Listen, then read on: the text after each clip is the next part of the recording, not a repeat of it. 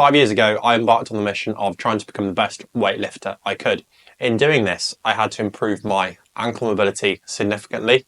This, combined with my physio degree and helping a decent amount of clients fix their ankle mobility, has given me this 3-exercise sequence that is about 100 times more effective than banded mobility drills. Imagine you're trying to open a rusty door that won't budge. You try pull on the handle, you try oil the hinges, but no matter what, the door won't budge. This is exactly what happens when you rely on banded mobility drills to improve your ankle mobility. The banded mobility drills can help loosen your ankle joint temporarily, just like the oil on the hinge of the door. Oiling the hinges might loosen the door temporarily, but the real cause is how the doorway is actually aligned. If you never fix that, the door will just keep getting stuck. Ankle mobility isn't just about stretching your joint, it's about teaching your muscles to control movement in a new range. If you don't reinforce mobility with this 3-exercise sequence that I'm going to give you, then you're going to go round and round in circles with these banded mobility drills, and your ankles will stay stiff, just like the door will keep jamming if you don't actually fix the root cause of the problem. So what is this exercise sequence and why is it so effective?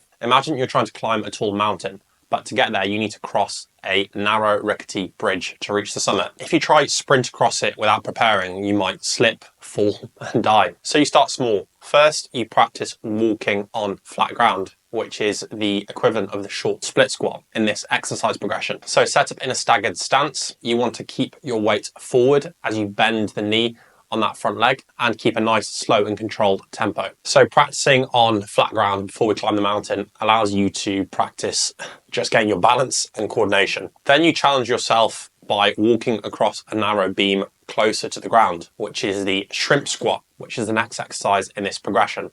So set up next to a rig or something that supports you. So you're going to bend your knee again, but your weight is now going backwards as we still get a deep bend at the knee. So again, maintain that heel contact on the front foot and go as deep as you're comfortable. So going back to the mountain, now you trust your footing in a more demanding position. The narrow beam is preparing you to go across this rickety bridge. Finally, you move on to a high sturdy bridge, which is the heel elevated pistol squat in this progression. So get a slant board.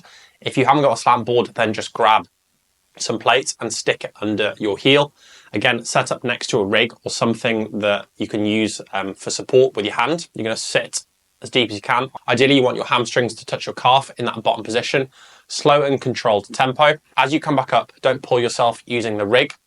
That's just there for support, so balance isn't the limiting factor with this exercise. By the time you reach the real test, the mountain with a rickety bridge, you're confident, stable, and ready to take on the task without any issues. Just like training your ankles, if you skip all these steps and jump to the pistol squat straight away, you risk falling and hurting yourself. But if you just build strength and control progressively and slowly, you'll achieve better ankle mobility and you won't get injured. So for all these exercises, you want to go for 3 to 4 sets of 8 to 10 reps twice a week. You want to do each progression for 4 to 6 weeks. So 4 to 6 weeks on the short split squat, then 4 to 6 weeks on the shrimp squat, and then 4 to 6 weeks on the heel elevated pistol squat. This is just guidance, so it's not a golden rule, but it gives your body enough time to get stronger in these new positions. Once you've got to the heel elevated pistol squat, then gradually start to decrease the amount of heel elevation. So get a smaller slant board